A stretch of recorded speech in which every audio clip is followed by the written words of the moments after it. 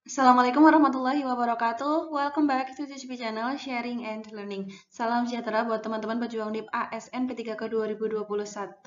Oke, gimana teman-teman persiapannya? Semoga kita mendekati hampir ini ya hari-hari mau pelaksanaan tes. Semoga teman-teman pemahamannya semakin meningkat, analisanya semakin baik gitu ya. Karena memang seperti yang sering saya bilang, soal-soal tes besoknya kemungkinan prediksi akan dalam soal yang hot, yaitu membutuhkan analisa dari teman-teman. Jadi dari sekarang memang harus dilatih ya analisanya dengan banyak latihan soal tipe analisa juga. Oke, kali ini kita akan bahas tentang prediksi P3K 2021 untuk teknis pedagogik. Seperti apa sih materi-materi yang mungkin akan diujikan besok teman-teman? Oke, sebelum kita lanjut, silakan ya teman-teman bisa like video ini, subscribe, dan nyalakan lonceng notifikasi supaya teman-teman tidak ketinggalan nih dengan video-video selanjutnya. Boleh juga ya teman-teman update IG aku ada di cispi_47. Oke, let's go. Nah, teman-teman, sekali lagi ya, jangan bingung untuk belajar. Ketika teman-teman akan belajar, maka pertama yang harus dilakukan adalah kita belajarnya sesuaikan dengan kisi-kisi gitu. Dan ini adalah kisi-kisi untuk tes P3K tahun 2021. Sekali lagi ya, kisi-kisinya adalah kisi-kisi resmi teman-teman. Nah, ini pernah aku bahas. Silakan teman-teman perdalam lagi kisi-kisi tersebut. Oke, kita lanjut ya. Oke, jadi kita lanjut ke sini, teman-teman. Kan ini ya calon ASN P3K guru. Nah, sebagai calon ASN guru ini teman-teman harus tahu yang namanya kompetensi guru. Apa sih kompetensi yang harus kita miliki sebagai guru? Di situ ada 4 kompetensi ya. Ada pedagogik, profesional, kepribadian, dan juga sosial. Gitu teman-teman. Nah, silakan teman-teman pahami lagi indikator dari masing-masing kompetensi itu apa saja ya. Tidak saya jabarkan di sini. Dan seperti juga yang pernah saya sampaikan teman-teman semuanya, untuk modul maupun itu latihan soal yang ada di SIM PKB di tryout LMS itu ya teman-teman, itu adalah modul dan juga banyak latihan soal yang dari PPG gitu. Ujian pengetahuan PPG ya, UPPG. Jadi memang seperti yang saya sampaikan itu tadi, dan di bimbel saya juga ada yang namanya ini kumpulan modul dan juga latihan soal. Di situ dari awal sudah saya berikan modulnya itu adalah modul dari SIM PKB, lalu beberapa referensi tambahan modul juga dan modul-modul dari PPG teman-teman. Latihan soalnya juga. Jadi memang prediksi awal saya yang saya sampaikan ke teman-teman, silahkan pelajari materi-materi PPG. Karena memang apa yang kita pelajari di SIM PKB itu ya yang dari PPG gitu. Jadi jangan jauh-jauh dari situ. Gitu ya teman-teman semuanya. Dan memang kita sebagai ASN itu sekarang guru sudah seharusnya semuanya profesional ya, semuanya bersertifikasi. Oleh sebab itu kenapa kemungkinan soal-soal yang nanti adalah soal-soal yang keluar itu ya diarahkan untuk menjadi guru yang sudah profesional seperti itu. Jadi ya banyak dari soal-soal teman-teman yang PPG gitu, ujian pengetahuan PPG gitu ya, UPPG. Oke, soal-soal yang saya bahas di YouTube juga kemarin, teman-teman yang sudah simak, mulai dari 100 soal analisa dan sebagainya, itu juga merupakan soal-soal dari ujian pengetahuan PPG teman-teman. Jadi memang dari awal prediksi saya adalah ya tidak jauh beda dengan ya apa yang misalkan teman-teman sudah sertik ya apa yang dipelajari di PPG itu sendiri. Lalu jika kita hubungkan ke sini ya dengan 4 kompetensi guru nih, ada mulai pedagogik, profesional, kepribadian, dan sosial. Keempat-empatnya inilah yang akan diujikan ketika teman-teman PPG. Dan tidak jauh beda juga ketika P3K sekarang, di mana kita ada kompetensi teknis, lalu ada kompetensi manajerial, dan kompetensi sosial. Di sini untuk kompetensi pedagogik itu adalah yang akan diujikan di kompetensi teknis pedagogik. Lalu, kompetensi profesional adalah kompetensi materinya ya yang ada di kompetensi profesional SD, di teknis juga ya, teknis profesional. Misalkan teman-teman SD atau mapel SMP, mapel bahasa Indonesia SMA dan lain sebagainya.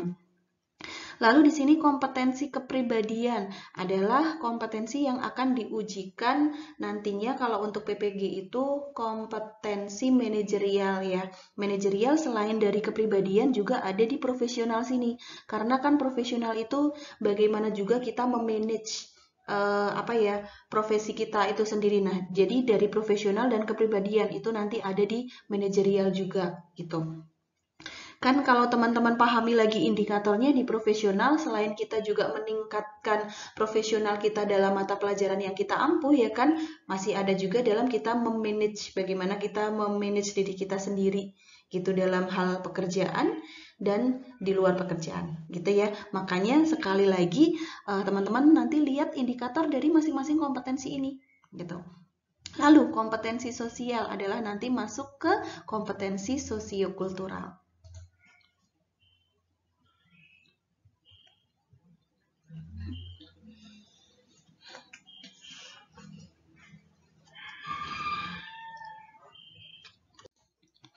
Oke, jadi kalau sekarang ini teman-teman misalkan sudah kuasai, sudah pelajari semua ya, baik modul-modul atau latihan soal yang ada di SIM PKB, silahkan teman-teman sekarang untuk pengayaan nih, mulai pelajari modul-modul dan latihan soal UP dari PPG itu sendiri ya.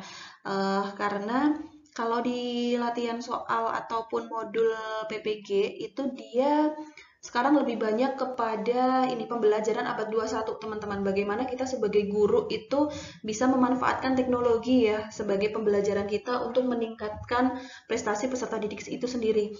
Nah, yang modul abad 21 ini belum banyak dibahas di SIM PKB gitu teman-teman. Hanya sekilas saja padahal sebagian besar itu yang dipelajari di PPG itu yaitu mulai dari nanti ada yang STEM itu ya, bagaimana kita mengintegrasikan ada sains, teknologi dan lain sebagainya. PACK juga itu ada di situ. So silahkan teman-teman untuk pelajari lagi kalau misalkan ada yang butuh modulnya ya. Sebenarnya sudah aku share juga sih di grup Telegram, tapi kalau yang terlewat silahkan teman-teman kalau mungkin yang menginginkan modul dan juga latihan soal, saya ada latihan soal kepribadian, sosial juga, bisa komen ya di bawah, nanti aku sertakan ini filenya di deskripsi. Kalau nanti teman-teman juga lebih suka belajar ini setelah melihat pembahasannya, lalu ingin belajar lewat filenya, mau download juga silahkan komen teman-teman, nanti aku juga sertakan di deskripsi gitu. Oke, kita lanjut ke soalnya ya. 1. Pada tahap membelajarkan materi bangun datar di kelas 1, Bu Salma membawa berbagai benda yang merupakan bentuk bangun datar. Misalnya, ada di situ jam, tahu, dan juga buku. Kegiatan pembelajaran yang dilakukan Bu Salma sesuai dengan teori belajar yang dikemukakan oleh. Silakan teman-teman dibaca dulu opsinya. Ya, kita cari keywordnya di sini. Ada bangun datar ya, lalu ada benda, dan di kelas berapa? Di kelas 1, betul sekali teman-teman. Artinya, Bu Salma ini karena mengajar di kelas 1 ya, sangat memperhatikan tahap perkembangan kognitif peserta didik, yang mana kelas 1 itu masih butuh sekali yang namanya benda nyata. Didatangkanlah benda nyata itu, ada jam, tahu, dan juga buku. Nah, itu sesuai dengan teori belajar siapa? Tepat sekali, Jen Piase. Jawabannya adalah yang A. Di mana Piase itu mengemukakan ada 4 tahap perkembangan, yaitu praoperasional, sensori motorik, operasional konkret, dan juga operasional formal. Lalu nih yang B, Jerome Bruner itu yang apa teman-teman? Iya betul sekali, ada 3 tahapan ya, ada enaktif, ikonik, baru simbolik. Misal nih Bu Salma pakai yang teorinya Jerome Bruner ya, ketika pembelajaran pertama yang tahap enaktif dulu, yang tahap enaktif. Misalkan anak-anak diminta keluar kelas misalkan, lalu kita sama-sama mencari benda lalu dibawa masuk ke kelas, bisa seperti itu. Atau Bu Salmanya membawa berbagai macam benda, itu juga bisa yang nyata gitu ya, yang konkret. Lalu ikonik, setelah itu Bu Salma lalu membawa berbagai macam gambar di situ, misalkan sudah disiapkan ya, ada gambar meja, ada gambar buku dan lain sebagainya. Yang ketiga baru dalam tahap simbol-simbol. Simbol-simbol di sini misalkan nanti dilanjutkan dengan bangun-bangun datar, itu ada penjumlahan bangun datar, misalkan masuk ke materi penjumlahan. Nah, nanti disimbolkan meja itu ada berapa? Ada 2, mungkin bisa disimbolkan dalam angka 2, seperti itu ya. Lanjut dengan audible. Audible itu kita tahu ya dengan belajar bermakna substantive sequence. Lalu ada Deans. Deans itu dia mengungkapkan bahwa matematika itu dianggap sebagai studi tentang struktur, memisah-misahkan hubungan di antara struktur-struktur dan mengkategorikan hubungan di antara struktur-struktur tersebut. Lalu Thorndike. Nah, ini kita ingat sekali yang mengemukakan adanya ini teori connectionism itu ya, kita kenal, yaitu ada 3 hukum belajar, ada law of readiness, law of exercise, dan law of effect. Oke, silakan nih teman-teman bisa dicatat, mau di SS juga ini ya, rangkuman dari tokoh dan juga apa yang disampaikan. Macam-macam nih yang di bawah ini untuk behavior ya. Lalu tambah lagi yang di atas ini. Silakan teman-teman bisa dicatat dulu ya. Kita langsung saja next. Oke, soal nomor 2. Sekelompok peserta didik yang mempunyai minat tertentu diberi tugas untuk memecahkan masalah, membaca di perpustakaan terkait dengan KD yang dipelajari pada jam pelajaran sekolah atau di luar jam pelajaran sekolah.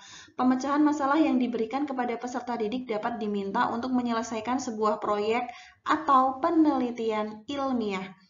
Silahkan teman-teman dibaca dulu opsinya. Dijawab ya. Oke, nah kita cari dulu keywordnya nih untuk soal nomor 2. Di soal nomor 2 ini ada tugas ya yang diberikan oleh guru. Nah, ada ini keywordnya, ada kata sekelompok dan ada minat tertentu. Berarti mereka itu punya minat yang sama gitu ya untuk menyelesaikan proyek maupun penelitian ilmiah.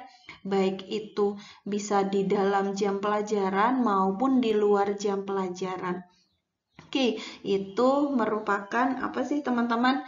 Ya, ini adalah contoh dari belajar kelompok. Jawabannya adalah yang D. Nah, belajar kelompok di sini sama sih sesuai dengan apa yang ada di soal tadi ya. Yaitu dengan minat-minat tertentu diberikan pembelajaran bersama, baik itu di dalam maupun di luar pembelajaran. Nah, ini adalah merupakan teknik yang kita gunakan ketika pengayaan ya, teman-teman. Setelah melakukan penilaian, kan nanti tindak lanjutnya ada remedi, ada pengayaan. Nah, ini masuk ke dalam pengayaan. Oke, jadi kalau pengayaan berupa belajar mandiri itu gimana sih? Jadi, belajar mandiri nanti peserta didik itu belajar secara individu, sesuai dengan minatnya ya, dia itu lebih menonjolnya ke apa gitu ya. Kalau belajar berbasis tema itu berarti kita padukan nih beberapa tema-tema itu, jadi peserta didik itu bisa mempelajari hubungan antara berbagai disiplin ilmu gitu. Lalu di sini apa? Ada pemadatan kurikulum. Pemadatan kurikulum berarti memberikan pembelajaran bagi kompetensi yang belum diketahui oleh peserta didik ya. Jadi nanti peserta didik itu dapat kompetensi atau materi baru gitu. Itu untuk pemadatan kurikulum. Nah, seperti itu ya, karena tadi di soal itu dia lebih ke berkelompok dengan minat tertentu ya, dan di jam pelajaran maupun di luar pelajaran, jadi jawabannya adalah yang D, belajar kelompok. 3. Belajar adalah upaya untuk membentuk hubungan stimulus dan respon sebanyak-banyaknya pada saat pembelajaran agar siswa menguasai materi tertentu, maka diawali dengan kesiapan siswa untuk belajar, baik secara fisik, mental, biasanya nih misalnya dengan berdoa terlebih dahulu, kemudian disampaikan manfaat mempelajari materi tersebut. Selanjutnya, guru mulai menyampaikan materi pelajaran. Nah, teori tersebut merupakan teori belajar dari siapa? Apakah pengkondisian oleh Pavlov? Apakah koneksionisme dari Thorndike? Ataukah pengkondisian operan oleh Skinner? Pembiasaan asosiasi dekat oleh Guthrie? Atau pembelajaran bermakna oleh David Ausubel? Oke, teman-teman, di sini kita cari dulu keywordnya ya. Apa sih keywordnya? Keywordnya yang pertama adalah stimulus respon dan juga ada kesiapan. Jadi memang teori ini dikenal sekali dengan adanya stimulus respon ini ya. Dan satu lagi ada tiga hukum kesiapan. Tiga hukum belajar. Salah satunya adalah kesiapan itu sendiri ya, law of readiness. Jadi jawabannya adalah iya, koneksionisme dari Thorndike itu sendiri. Nah, untuk yang lain teman-teman sudah pelajari tadi ya, baik itu pengkondisian oleh Pavlov, lalu ada Skinner, ada Guthrie, dan juga Ausubel. Next ya. Oke, next. 4. Ketidakmampuan seseorang peserta didik yang mengacu kepada gejala di mana peserta didik tidak mampu belajar sehingga hasil belajarnya di bawah potensi intelektualnya dinamakan kesulitan belajar, learning disabilities, learning disorder, underachiever, slow learner, atau learning dysfunction. Oke, kita cari dulu keywordnya di sini ya teman-teman. Tidak mampu belajar. Oke, karena peserta didik tersebut tidak mampu belajar di sini artinya berarti menghindari untuk belajar ya, karena dia minatnya itu kurang, maka otomatis nanti berdampak kepada potensi atau hasil dari belajarnya itu yang kurang. Nah, itu adalah termasuk dari learning disabilities yang A. Ini juga kata-katanya disable, itu tidak mampu. Sama dengan ini. Oke, seperti ini. Ini adalah dari macam-macam kesulitan belajar. Yang B. Yang B itu di sini adalah learning disorder. Apa ya learning disorder itu? Nah, learning disorder itu adalah kekacauan belajar, di mana proses belajar peserta didik sendiri terganggu karena adanya respon yang bertentangan. Contoh nih, misal seseorang yang badannya atletis gitu, lalu dia sukanya dengan semacam lari atau ya berbau-bau fisik gitu misalkan ya. Lalu anak tersebut diminta untuk menari tarian yang lemah gemulai. Ya, nanti yang terjadi pada peserta didik tersebut adalah adanya respon yang bertentangan. Jadi akan merasa kesulitan karena tidak sesuai dengan minat atau potensi yang dimiliki oleh peserta didik itu sendiri. Yang C, underachiever. Under itu kan artinya di bawah ya. Achieve itu berarti apa yang diraih. Jadi di bawah dari yang sesungguhnya gitu. Mengacu kepada sebenarnya peserta didik itu punya tingkat potensi intelektual yang tinggi. Dia mungkin IQ-nya itu tinggi, teman-teman. Tapi prestasinya itu tergolong rata-rata saja atau bahkan bisa jadi rendah gitu. Yang D adalah slow learner. Slow itu kan lambat ya, learner belajar.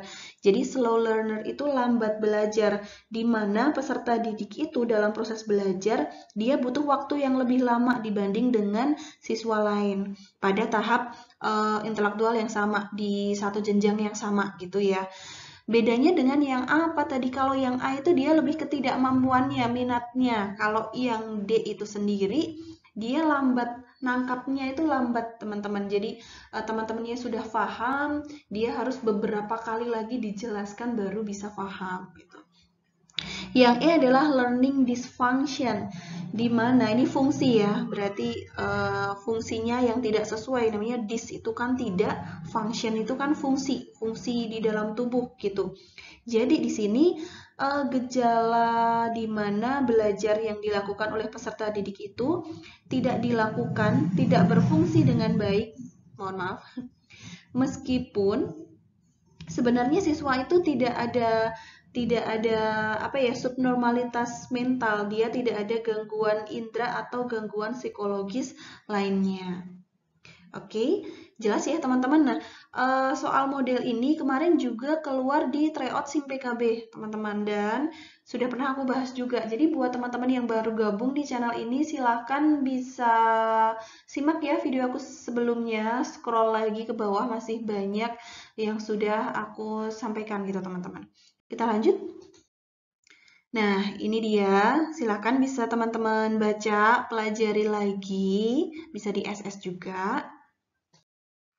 Next, soal nomor 5. Menggunakan model kooperatif tipe Jigsaw pada pembelajaran KD menggali manfaat persatuan dan kesatuan untuk membangun kerukunan hidup akan memiliki keunggulan terutama. Silakan teman-teman dibaca dulu ya opsinya lalu dijawab. Oke, di sini kooperatif tipe Jigsaw. Kita harus tahu dulu tuh kooperatif tipe Jigsaw itu yang bagaimana. Kooperatif kan berarti kerjasama ya. Nah, kooperatif tipe Jigsaw itu metode pembelajaran yang di situ ada fungsi dari kelompok belajar itu sendiri, ada multifungsi ya. Digunakan pada semua pokok bahasan dan nanti untuk mengembangkan keahlian. Jadi di Jigsaw ini nanti ada kelompok ahli seperti itu. Oke, keunggulannya apa nih teman-teman? Yang A, hasil belajar lebih utuh dan bermakna untuk membangun praktek kerukunan hidup. Bisa ya. Yang B, pemahaman konsep persatuan dan kesatuan bangsa akan lebih bermakna dan aplikatif. Boleh. Yang C, orientasi nilai persatuan dan kesatuan siswa lebih mendalami untuk dihayati dan diamalkan. Yang D, keterampilan sosial siswa untuk membangun kerukunan hidup lebih teraplikasikan. Oke. Yang E, sifat positif siswa terhadap persatuan, kesatuan, dan kerukunan hidup takkan bertambah. Kok takkan bertambah ya? Ini bisa kita eliminasi sih. Iya, untuk menjawab soal ini, teman-teman tadi harus tahu pengetahuan awalnya dulu ya tentang kooperatif tipe Jigsaw. Lalu kita sesuaikan, kita kaitkan lagi dengan materinya, yaitu di sini persatuan kesatuan untuk membangun kerukunan hidup. Nah, mana sih yang paling tepat dari memang opsinya di sini ABCD-nya lumayan masuk ya, lumayan bagus gitu. Oke, yang paling tepat di sini adalah yang D sih, teman-teman. Yang D itu paling tepat karena dengan kooperatif itu kita nanti sosialnya ya, karena dimana kita bekerja dalam kelompok gitu, jadi lebih ke mengutamakan keterampilan sosial kita dan lebih lagi di sini ada kata-kata teraplikasikan. Kita bisa mengaplikasikan apa yang kita pelajari di dalam materi tersebut gitu ya.